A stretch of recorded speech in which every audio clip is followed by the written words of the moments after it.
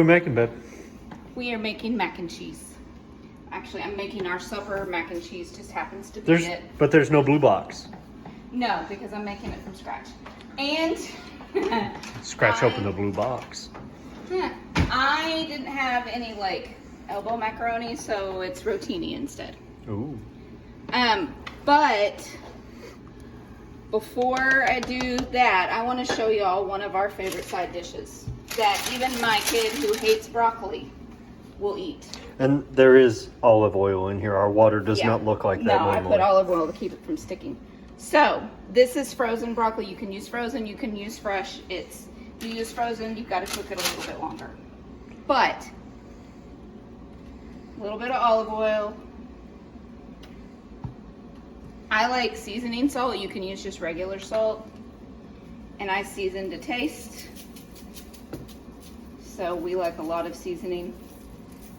You know, probably what else might be good is the chupacabra. The chupacabra rub. Yeah. Onion powder, again to taste. My mother gave me this recipe, and she actually like measures hers out. I don't cook like that. Okay. Then toss so you get it all good and covered. Well, I would give that to Rosie, but it's got onion and garlic on it. Toss, and it looks like it needs just a little bit more olive oil. A little bit. Stop. Okay, so then this will go in the oven for 20 minutes. I have to wash my hands first. Whoa!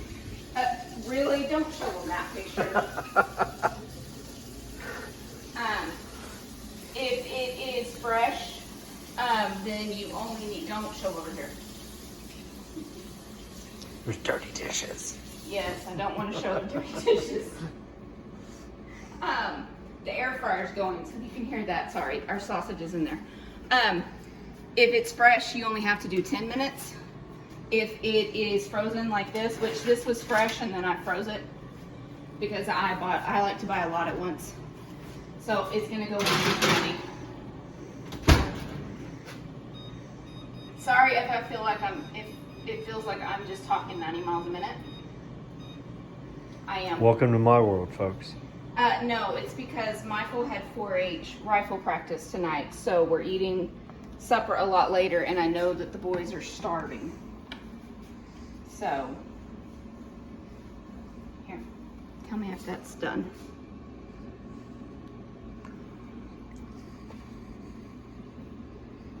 A little bit longer.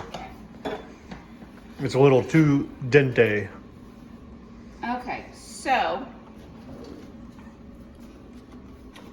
I get a knife so I can do the butter. You can also use this cheese for nachos, which I have, and I just season it differently.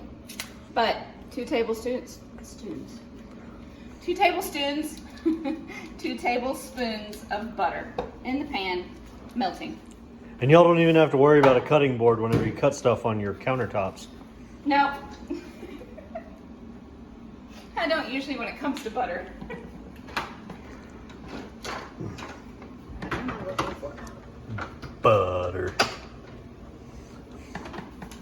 And that is actual butter, that's not margarine. Yeah, you need actual butter. Butter.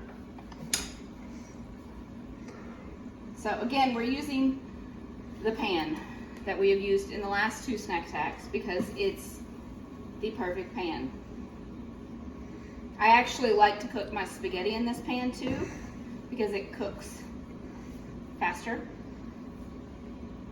I'm gonna go ahead and turn that off and just let it stay on the burner and keep cooking. So this is just a single batch, but when I do nachos, I do a double batch. We like cheese in this house. A little bit. Mostly me and Michael. He likes cheese, just not as much as me and Michael. That is true. What'd you have for lunch today, babe? Cheese stick and a cracker. No, I didn't have a cheese stick and a cracker. I had, what did I have? Oh, I had some cucumbers with ranch, of course. Then I also had cheese and some lunch meat, and I wrapped the cheese around the lunch meat.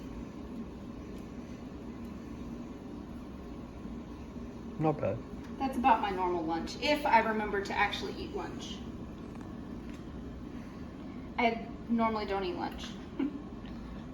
Because I don't eat unless I'm hungry. But I knew we were going to be eating supper late, and I got hungry about 2:30.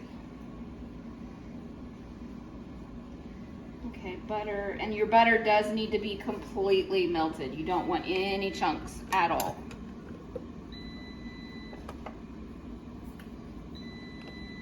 And the air fryer's done. It will shut off. Okay. Sorry, did you want to show that? No. Okay. So now you're going to do 2 tablespoons of flour. Flour.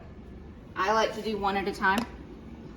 It just makes it easier to get it mixed in without chunks. And this is making a Raux. A roux. Oh. You knew that. You're just being weird. Okay. It's easier to do a little at a time so then you don't get clumps. You don't want clumpy cheese sauce. No. And I also like to spread it out and not just dump it in one clump.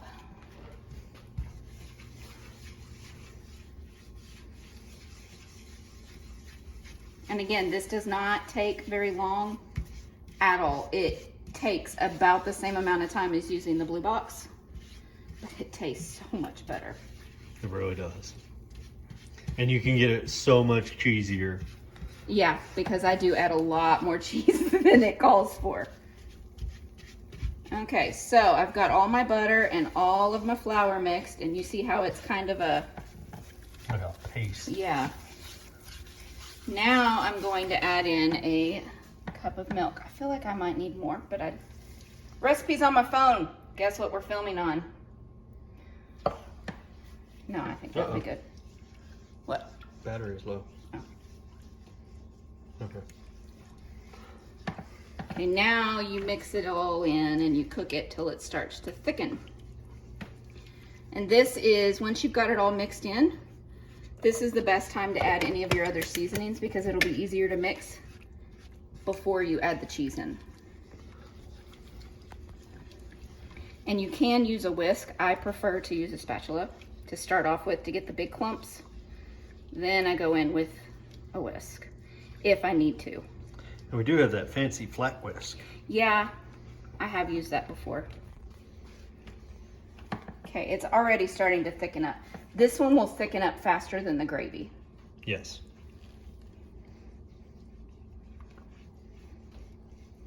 I don't think I'm gonna need the whisk this time.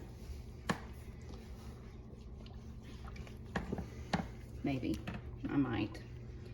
Because I don't want it to be grainy either.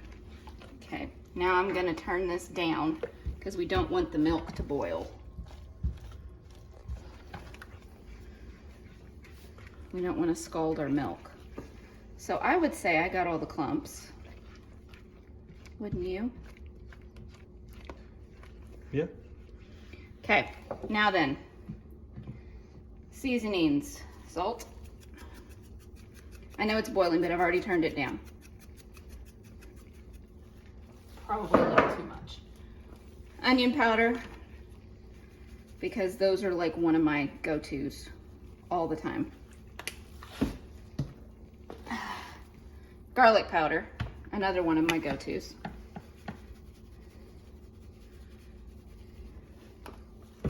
And paprika, smoked paprika. You can use regular, I just like the flavor of smoke.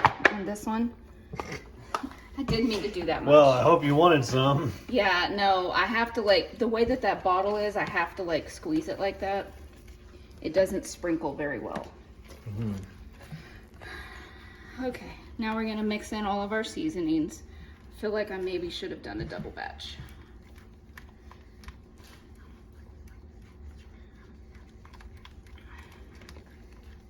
I thought a single batch would be enough. I was very wrong. Oh, well. Yeah, you got some stuck to the side over here that needs to be. It's already starting to act like it's a cheese anyways. Mm-hmm. So when it starts getting a little too thick, you can add milk to help thin it out, which is what I usually have to do. Okay, good. That milk didn't do the same thing. Excuse me. Okay. So, little at a time, because you can always add more, you can't take away.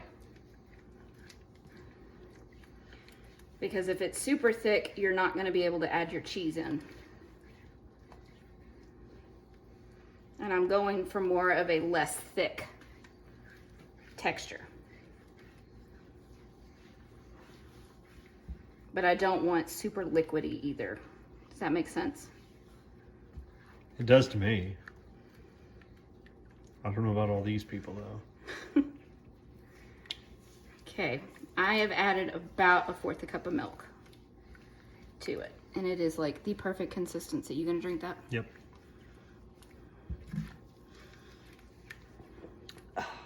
Now here comes the part that you can add as much or as little as you want. And what part is that? The cheese! So, I usually do about a handful at a time. Kind of sprinkle it as best as you can. It calls for 3 ounces, but 3 ounces is just not cheesy enough. 3 ounces? Yeah. That's Nothing. just a hint of cheese. Yeah. Well, you've been married to me long enough. I think that you like more cheese too than you used to. Probably. But still, 3 ounces is nothing. Yeah.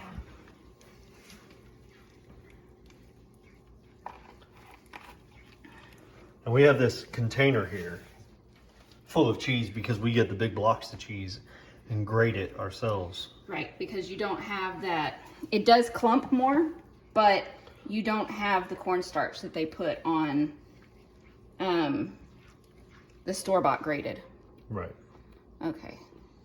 Another Probably handful? one more handful. When I do a double batch, I do about 4. Mm-hmm.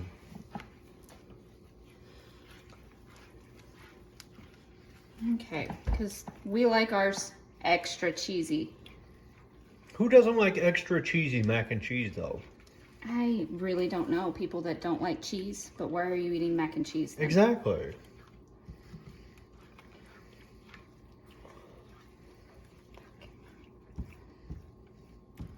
I like to use spatulas that, you know, most people wouldn't use. They would use those for baking, but I like them because you can scrape the sides really well. And mine are usually silicone, so stuff doesn't stick to it as much, especially when you're working with melted cheese. And it doesn't scrape up the pan. Yes. This one actually came from my grandmother's house.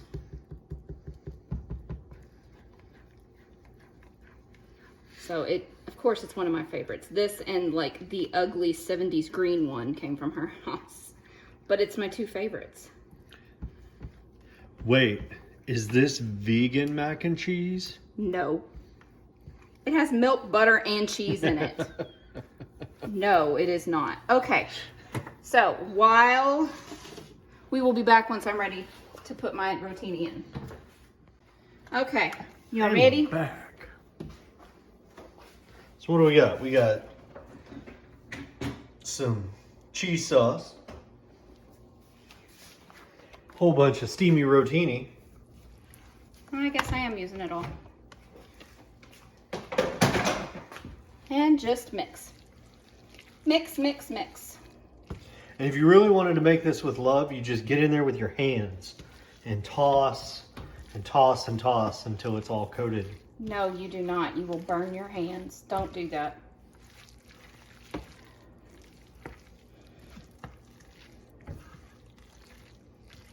Yum. See, you still get the sound you get when you make boxed mac and cheese. Here, ASMR.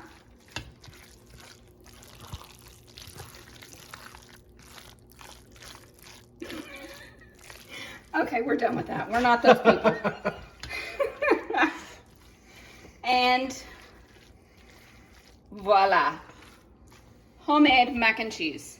And then I have some sausage, garlic sausage in our air fryer to put on top of this. You pull it up.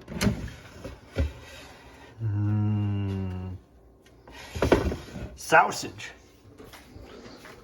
And I'm checking the broccoli. It says 5 minutes, but if you leave it in longer, it will crisp up, especially if it is raw and not frozen. Mm-hmm. But there we go. That is our supper for tonight. Yep. And one final step that you can do with this is you put this in like an oven-safe casserole dish, top it with even more cheese, and then bake it until that cheese starts turning golden brown. Just saying.